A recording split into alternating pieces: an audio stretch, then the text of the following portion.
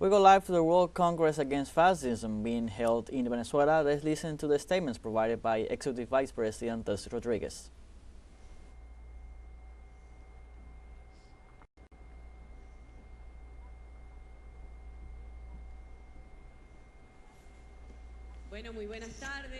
Good afternoon to all these special guests that have come from the world and also the nationals to an event that gathers, I would say, the healthy minds, the good souls of humanity, that today we are aware and we confront one of the most brutal threats, like the fascist network that today it is very serious and poses a threat to humanity.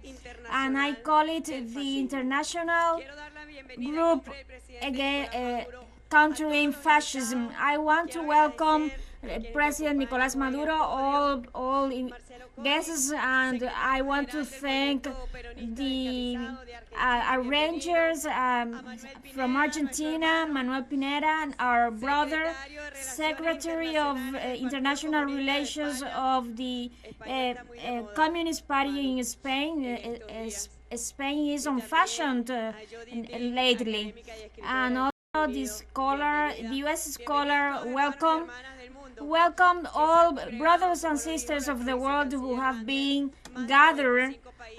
There have been over 95 countries participating in this international event. I greet Foreign Minister Ivan Gil, Deputy Ministers, Secretary General of ALBA, the General Direction of the PSUV, and the Great Patriotic Pole, Simon Bolivar, social movements that have come here today to accompany us on this event. I would like to start with this quotation that defines fascism as the extreme vanguard of capitalism. It is hard to address this issue without mentioning capitalism and its crisis, which stemmed the world wars and the role of the U.S. boosting this fascist far-right current in Europe, and how it was developed precisely in Europe. And today, how the concentration of capitals of the bigger capitals that have been withdrawing, that have been on a new technological transformation in the world, and how this has brought about political consequences and the development of fascism. And that's why it is very important for us to have you here. And really, as a Venezuelan, I am really proud of combating fascism, because I know that Venezuela, as well as Venezuela, is confronting an expression of far-right and fascism. I am aware that in other regions of the world there have been similar situations, symbolic situations, full of deep reflection. And I would like to ask a minute of applause for the Palestinian people, which is the expression, the most outstanding expression of a resilient people in front of fascism, a people that never surrenders. The Palestinian people inspires the struggles of humanity, and how in front of us the mongering media outlets promote and boost violence, death, hate, to an extent that we as human beings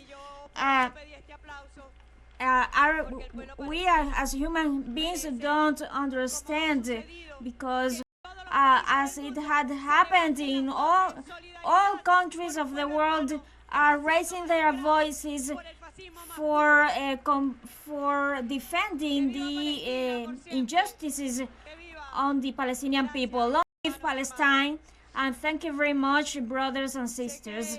I know that many times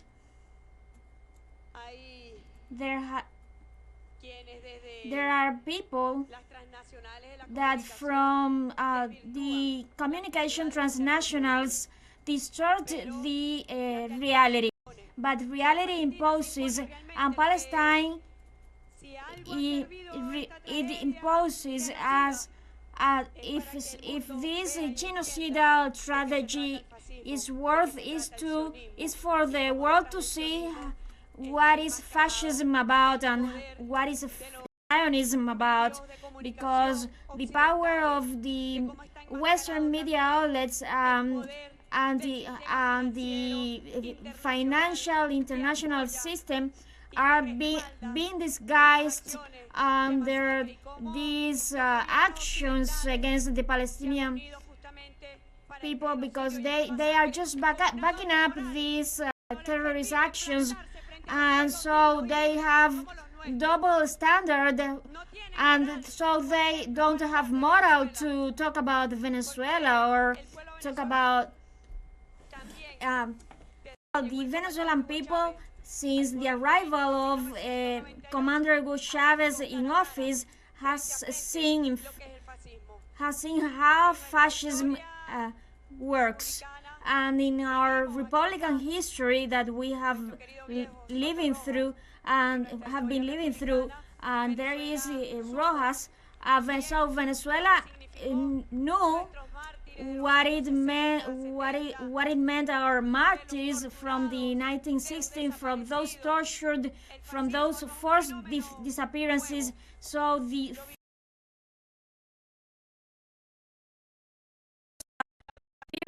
on the people of the South in the dictatorships. So we have met with fascism, we have suffered fascism, and we know that the Venezuelan people has been facing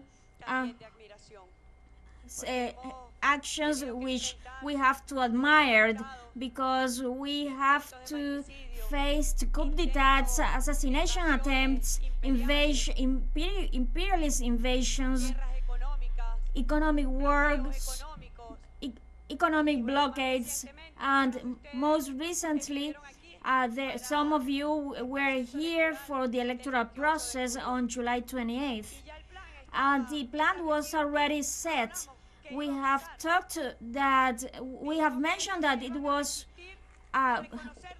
happening. It was about to happen, because we knew that they wouldn't recognize the victory of President-elect Nicolás Maduro.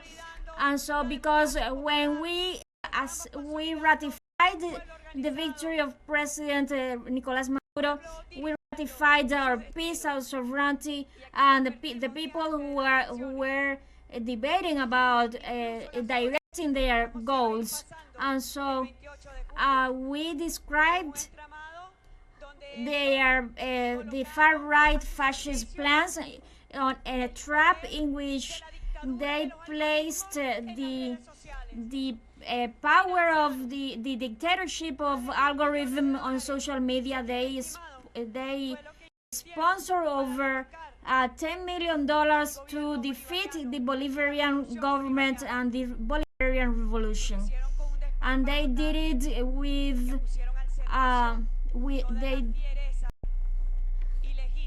they did it by using so they put Venezuela at the service of the imperialism.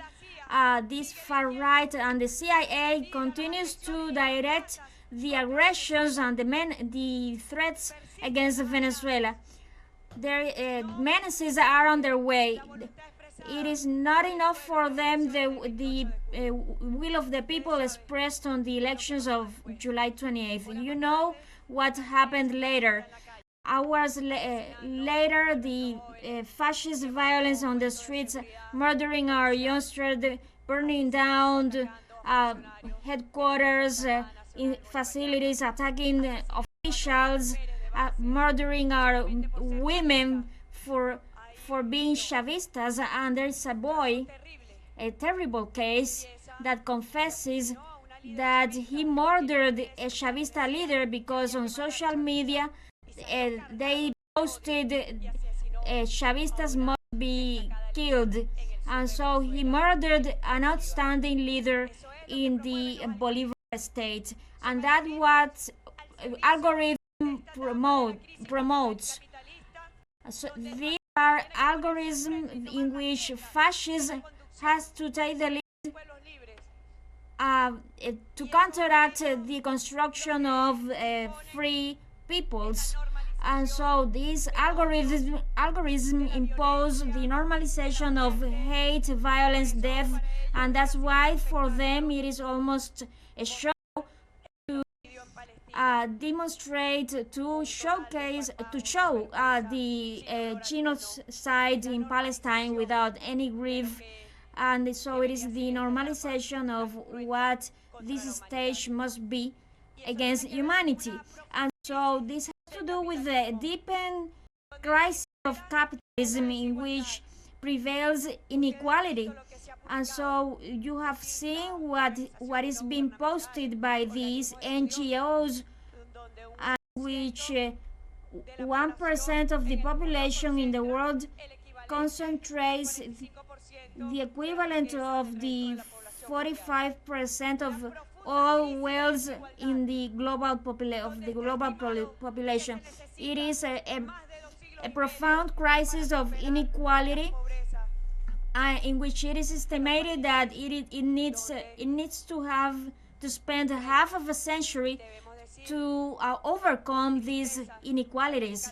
And so we have to say, sadly, that Latin America and the Caribbean is the continent in which inequality is represented the most, and it has to do with our that we are very near from North America, and it has to do with the development of imperialism as and so these algorithms are intended to direct our minds and the growth of these inequalities. And so this capitalism has led us to an emergency, a climate emergency, in which we already know that the difference between of what they have shown of climate emergency, and we are at a point in which there's no return. And so decades ago, Commander Fidel Castro warned that we were at a decisive time to save the planet. So let's see if we can preserve ourselves as a species. And so I want to provide an example, the example of the COVID-19 pandemic at the ends of 2019, beginnings of 2020.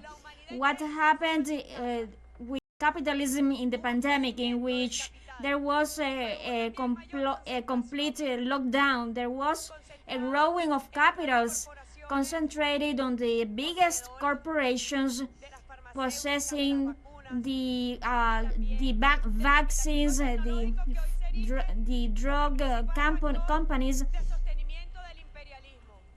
And so that's the imperialism depends on the technology development, and so the crisis is boosting this capitalism.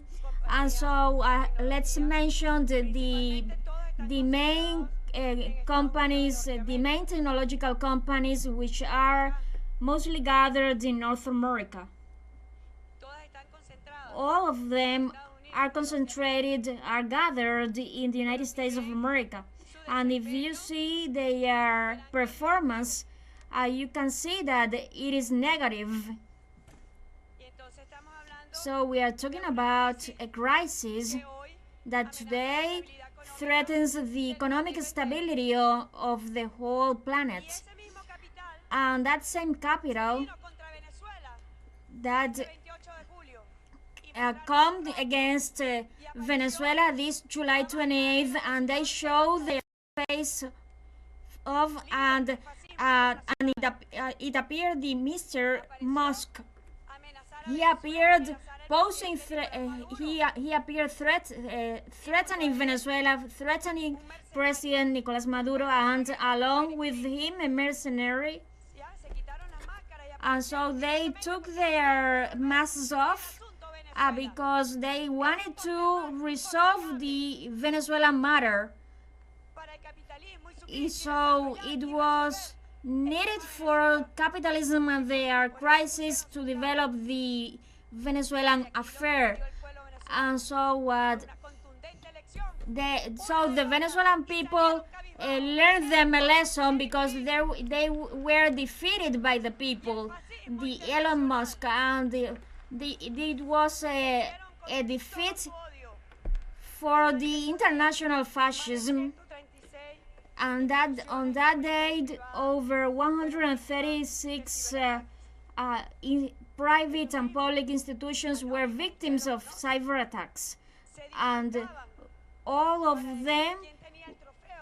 those companies were in dispute to control the Venezuela. They attacked the electoral system because they thought we wouldn't have the capacity to show our results, and it was proven that the Venezuelan people, which is aware and truly armed of science and knowledge, the people knew what was going to happen on July 28th, and they intended to prevent the electoral results, to install and sow a civil war.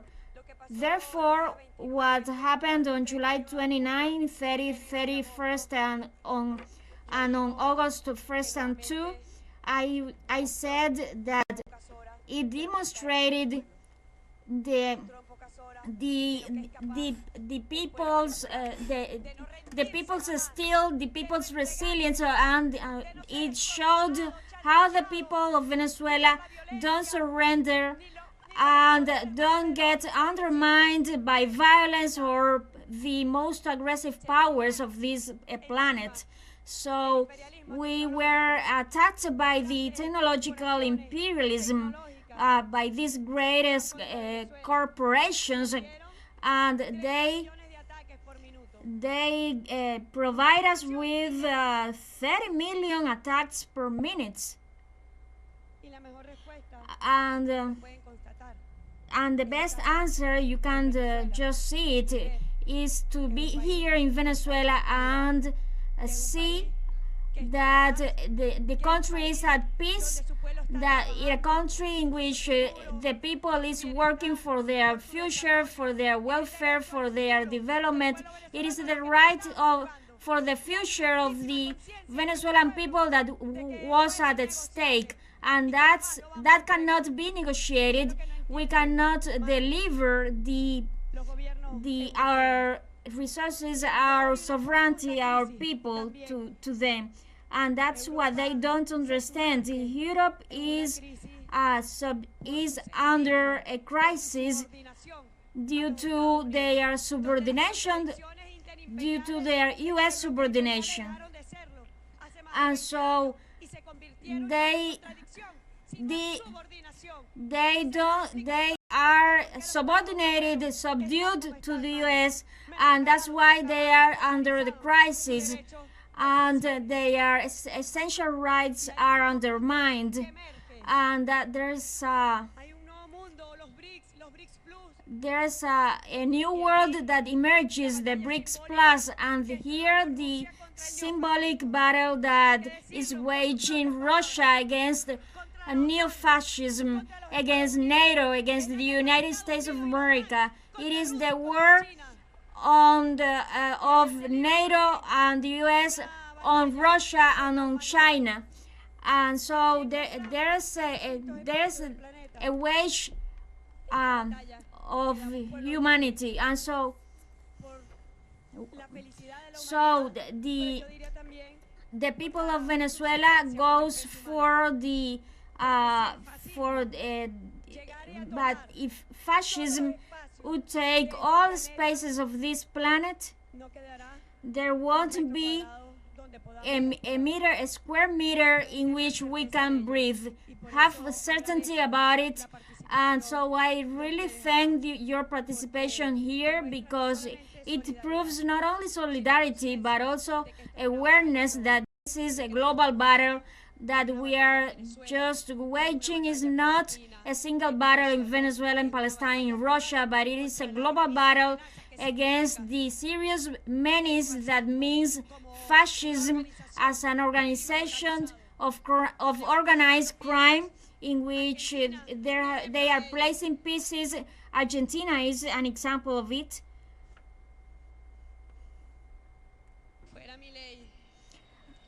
Out Milei, we will see it.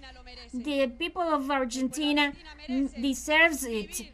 And the Argentinian people deserves to live in freedom. They deserve to be vindicated in their existence as human beings, not being vulnerable or humiliated in front of a big fascism as Milei. But we will see it, and that's why this organized crime supports on the coup-mongering powers, and on sponsorships, and on communicational technologies, on social media, on digital dictatorship that they have imposed in the whole planet. And so it is a crucial time, and our idea is that we summoned to a great international anti-fascist movement, to a great anti-fascist movement for the peace of humanity. And we said it humbly as Venezuelans who have been living the coup d'etat in 2002, and that we have lived the far-right fascism of 2014, 2017 uprisings, and that we are today victims of a criminal economic war, of a criminal illegitimate blockade. And so we said with the authority that it means how the Cuban people have resisted over 60 decades, that of knowing what dignity means, for not being subdued, and for not receiving orders by the U.S. imperialism. And so there are some U.S. authorities who said we don't recognize the Venezuelan government, but who cares? We are only interested that the Venezuelan people ratified Nicolas Maduro as president of the republic. That's legitimate, and it takes a lot of dignity and sacrifice of overcoming and defeating the economic blockade against Venezuela. And here, brothers and sisters of the world are coming here with the slogan until the end.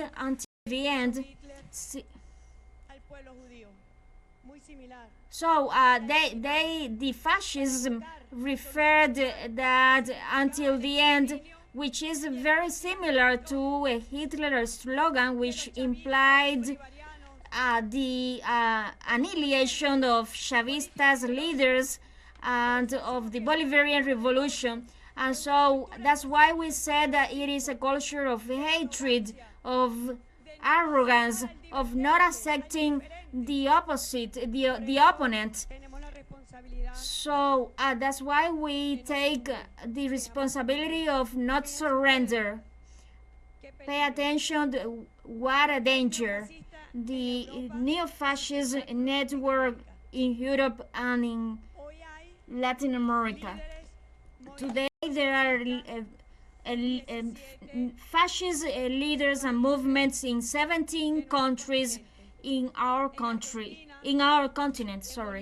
in Argentina, in Bolivia, Brazil, Chile, in Colombia, Costa Rica, the United States of America, Ecuador, Salvador, Guatemala, Honduras, Paraguay, Peru, Uruguay, Mexico, and Venezuela. So imagine what a barbarism. Imagine that our countries be the genesis, the seed of fascism, but for me it is even Europe is even worse, in which 21 countries have movements that promote neo-Nazism and fascism, and what happened with fascism in the Second World War remained for museums, because today there is a tolerance, a coexisting policy with fascist movements in Europe. That's the threat we are posing. That's our threat today. That's the threats of today, and so that's why the movements in that searches for this movement that search for peace and for coexistence, and as Xi Jinping said, so it is a different world contrary to fascism that is taking over Europe and the Americas, and that's why we must be united as a single mind, a single soul, to combat and not allow that fascism stretches its power across the planet, because it's the biggest menace that humanity poses. So it is capitalism and its development. So that's why, brothers and sisters, the task is hard, is difficult, but there cannot be a bigger goal than the defending human beings, as we could recognize, and in which love must prevail to sustain truthful relationships among human beings. So welcome to Venezuela. Welcome on behalf of President Nicolás Maduro in this global Congress against fascism, and our voices must be united to defeat this scourge. Thank you very much. We were listening to the statements of the Venezuelan Vice President Delcy Rodriguez at the opening of the World Congress Against Fascism. The Executive Vice President reaffirmed the importance to come together and develop mechanisms to face fascist ideologies. Delcy Rodriguez also strongly condemned the Israeli genocide of the Palestinian people in Gaza and called to all peoples of the world to stand with a free and sovereign Palestine. The Venezuelan official also condemned the hypocrisy of Western mainstream media that intentionally distort the reality of many nations, like in Venezuela and Palestine.